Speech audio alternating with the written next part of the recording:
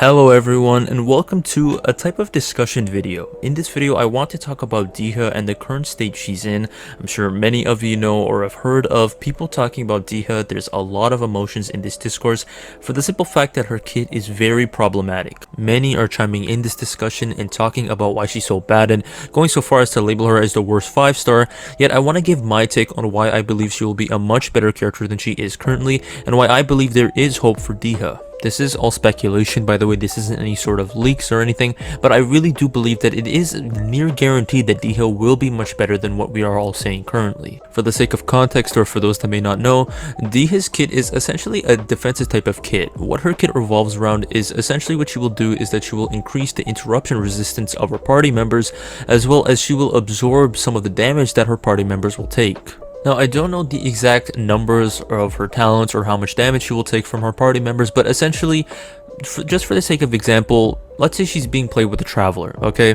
So what will happen is that essentially, say the Traveler takes 10,000 damage.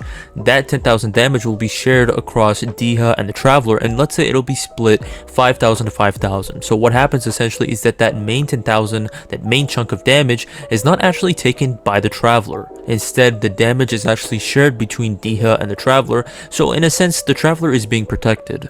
And by the way, this isn't all that she does. This is a bit of a simplification of what she does, but more or less this is essentially how her kit works. Now, at face value, this isn't necessarily a bad kit, right? Like, there is of course usefulness to interruption resistance and, you know, essentially absorbing the damage of teammates, yet the problems of her kit arise when you really look into what her defensive capabilities actually do, how that affects your team, and really what she can do outside of these defensive abilities. I'll get into the problems of Dehya's defensive capabilities, but first, outside of them, Dehya does not at all contribute to her team. First off, with her damage is very, very low. And, you know, in a sense, you could say, okay, though damage of course is important, it's not the end of the world, it's not the most important thing, right? She could be a character akin to Kokomi where, okay, yes, though her damage is low, though I will admit I don't know Kokomi's specific damage with her dedicated artifact set, but essentially the lack of damage is not made important just because the character is able to apply so much of their own element to where reactions occur, a lot of reactions, so essentially that lack of damage is made up. Right, Kokomi through her skill, her normal attacks, and I believe Burst is able to apply so much Hydro to where her lack of damage is essentially negligible, or like it doesn't matter. Just because there's so many reactions that are occurring, her Hydro application is so good that the lack of damage is not important. And essentially Dehya could be that too, but unfortunately even that she doesn't have. Dehya applies a very small amount of Pyro, so it's very difficult to actually essentially perform any pyro reactions. You could argue that, okay, despite these lack of abilities, Dehya makes up for this through her increased interruption resistance. But see, the problem with this is that there are actually other characters that actually give interruption resistance. For example, Beidou and Xingqiu. And see, in regards to these characters, comparing them with Dehya, is that on top of giving this interruption resistance, they are also very good. They can apply a lot of their element while also dealing tons of damage. So outside of her defensive capabilities, Dehya does not help her team at all. Yet once again, as I mentioned, even within her defensive capabilities, there is a lot of problems. First, the main problem that I would say in regard to her kit is essentially the whole idea of damage absorption. So as I mentioned, when the damage is shared between, let's say, once again, the Traveler and Dehya, you know, when Dehya takes this damage, she will heal herself. I don't know the exact number of how much she heals herself by, but she will heal herself. So in that regard, okay, that's good. But see, the problem arises is that when the Traveler takes that damage, there is no one to heal him, right? He is still taking that damage and he will continue to take further damage within that battle. So the problem arises that, you know, essentially with the Traveler taking damage, you will need a healer, right? And this is this big contradiction that essentially occurs is that with Dehya being basically a defensive type of supportive character, you know, the characters that are really supposed to keep your party alive, she doesn't even really fulfill that role. And if anything, to fulfill that role, you need a further supportive character, you need a further healing character. So then there's essentially this big contradiction to where, you know, if you have Dehya and you're playing her to keep your party alive, really what is the use? What purpose does she really serve? A big question arises then, which is basically, if you're running Dehya, why would you run her over basically any other supportive type of character? Why would you run her over any other character that keeps your party alive when she has first off all of these problems, and then second off, to even function, you need another character to keep your party alive. So really with Dehya, there needs to be two character slots to be used.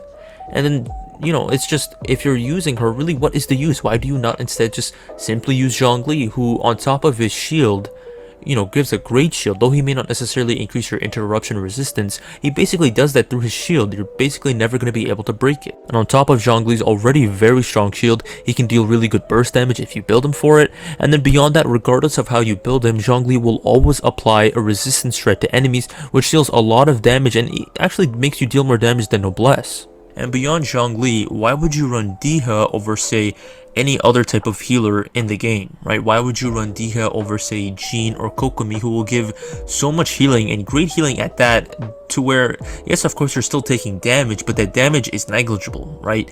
You will be still thrown around by enemies' attacks, you'll still be staggered and moved, but really, what does it matter when your team is still alive and receiving healing to where the damage you take is just unimportant? It does not matter. So with these problems, her lack of pyro application, right, to where she can't even essentially perform enough reactions, her damage is low, and then just the redundancy of her kit, there really is no place for her in the meta. And by meta, I don't even necessarily mean like the top tier playstyles or team compositions. Just in general, her place is just very, very awkward. Her placement is very, very confusing. But see, with all these big glaring problems, I really do believe that Dehya will be a much better character than she is currently. First off, as being Genshin players, we of all people should know that it should not be a surprise when, you know, characters are released that initially seem very bad or initially have a really just odd or sort of confusing place in the meta. Time and time again, characters have released in Genshin to where they start off bad, but over time, over a few patches and some changes, they become much, much better and actually become essentially one of the staple DPS, staple, let's say, support characters of Genshin. So basically what Hoyoverse does is that they release these characters essentially before their prime, before all of the necessary changes have occurred to make these very characters good. And why they do this, honestly, it's a bit confusing, but I guess you could almost say that they do this to essentially prepare players for the new meta, right? This is one way to sort of introduce the meta and get people excited. And, you know, whether you agree with it or not is, of course, you know, up to you. But of course, everyone can't deny that this happens all the time, right? Case in point, Kuki Shinobu. When she was first released, many people wrote her off as being a terrible 4-star, right? That her healing was, you know, let's say, perhaps this is being generous, decent, but then outside of her healing, her damage was abysmal, and basically she applied a lot of Electro, but even then, that really didn't mean much. Yet now, after some patches have occurred, there is no denying that Kuki Shinobu is easily one of the best characters currently. You could say, okay, maybe she doesn't necessarily hold up with the best characters or 4-star characters like, let's say, Bennett, Xingqiu, you know, and so on, but there's absolutely no denying that she is so much more better than she is currently, and that she is honestly crazy right now. If you have her and simply, let's say, Xingqiu, and let's say even the simplest Dendro character, let's say Kalai, or even the Dendro Traveler, you're gonna destroy everything currently. And that's all because of her. That's all because with these changes, she is so much more better, she is so much more stronger, and just even simply getting her is a huge upgrade to your account. So given this, I do believe that Dehya will essentially be getting the same treatment as Kuki did, and as many other characters got. Through certain changes, she will be much better. The first form of these changes is new regions. Whenever there's a new region added, there's always some sort of shift in the meta, some sort of change to where people usually play. For example, let's say with Liyue, there was the whole shield meta, right? And then through Inazuma, let's say for example, there was the sort of like energy recharge regeneration meta, right? With through Raiden's energy recharge, there was essentially the whole meta of there being multiple bursts occurring at the same time, all of which had high energy, to where, you know, there was a lot of reactions occurring, there was a lot of damage that was being dealt, and then beyond that, because of Raiden, the high energy cost burst actually helped Raiden, and she can really get back all of those bursts immediately, basically akin to a sort of Raiden national team.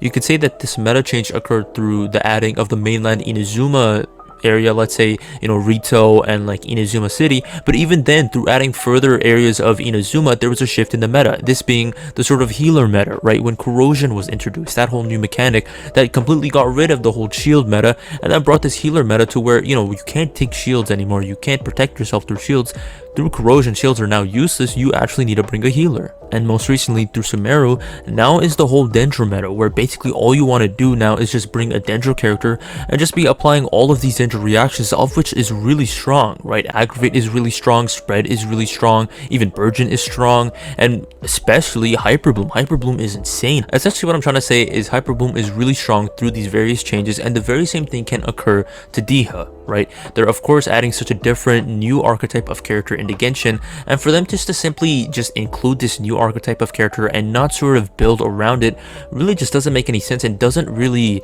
kind of add up to what they've done in the past, right? It's very possible for a new region to be added, and of course with these new regions, new enemies to, you know, fight, and that have various restrictions and playstyles that you actually need to adhere to beat them. So, you know, it's very possible for new enemies and new regions to have these, you know, very specific requirements, all of which, let's say, Dehya has, or let's say Dehya makes much easier to sort of adhere to these new restrictions, these new playstyles. So it's very possible, and I think very, very likely, that Dehya will be one of the new characters that essentially you could say is that new Kuki Shinobu, of which when it comes to the new meta, she is that new spokesperson and she is that character you want. The next reason why I believe Dehya will be a much better character is because I believe Dehya will be getting a dedicated artifact set. See, if you look at Dehya's abilities and what she does within a team and cross-reference that within the artifact sets that we currently have, basically you'll see that there are no artifact sets that actually cater towards Dehya. Her playstyle is very different from anything that we've had, so I guess you could say in a sense it's to be expected. But even then, all of the stuff that Dehya does within a team and all of the sort of pros that she has, there's no artifact set that really increase that or better that. Basically all of the artifact sets that we currently have, they all have to do with increasing damage, yet increasing damage not even in a way that really kind of works towards Dehya. That's why I think it's a near guarantee that Dehya will be getting a dedicated artifact set that will make her better one way or the other. Perhaps the artifact set will make her, let's say, defensive capabilities better, maybe it'll make her damage better, or both. For example, it's possible that an artifact set is released that will increase a character's damage based on the damage they take, and let's say that increases the healing they say self-inflict on themselves based on the damage they take, right? It's possible. We don't know, of course, right? This is all speculation, but I think just in the way that Dehya is right now, just how awkwardly she is placed right now within Genshin, that it's just a near fact that she will be getting an artifact set just to make her better and make her better fit within Genshin's, let's say, ecosystem. And even going beyond new regions and new enemies, it's very possible that Hoyoverse will add a character or even a series of characters that make Dehya much better, right? We see multiple times within Genshin a character is released, and then let's say a patch or over time support for this character is released, right? Like, let's say for example, case in point, Mika, right? You could very well say that these support or not support, these physical characters, these physical DPS characters, they're pretty much struggling right now just because super conduct in general isn't really a great reaction, and especially in light of Hyper Bloom and all these other Dendro characters and reactions, physical carries are really struggling right now. Like, they really don't hold up very well.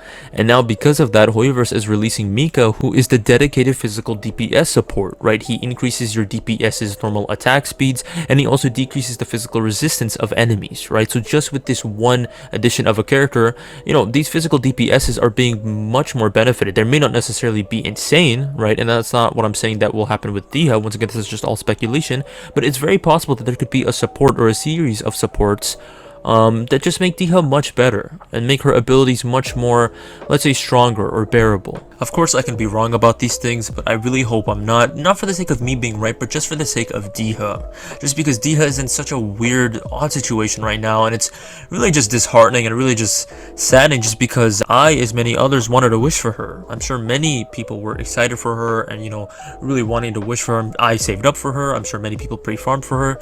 Yet, you know, like, this is how she's being released, right? Despite all of our excitement and all of our, you know, yearn to get her, this is how she's being released, and she's so incredibly problematic. You know, it's saddening, it's disheartening, but, you know, it's, once again, despite all this, there is hope. And there is very possibly light at the end of this tunnel. But anyways, and I'll leave it to you. What do you guys think about Dehya? Do you think she's good? Do you think she's bad? Will you be wishing for her? And do you think she'll get buffed like I do? Please let me know them in the comments. And with that, I'm gonna end the video. Thank you all for watching. Take care, and thank you all for watching once again.